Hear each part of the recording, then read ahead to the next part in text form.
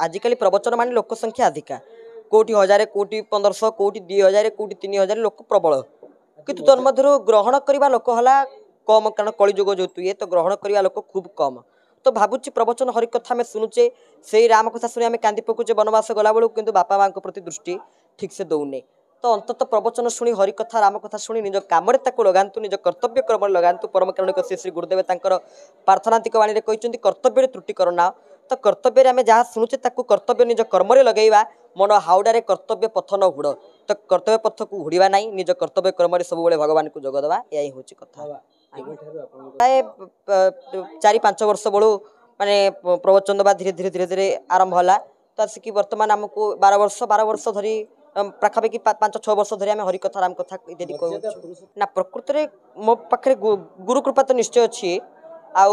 सबुठ बड़ कथा पितामाता आशीर्वाद भी अच्छी बापा माँ कृपा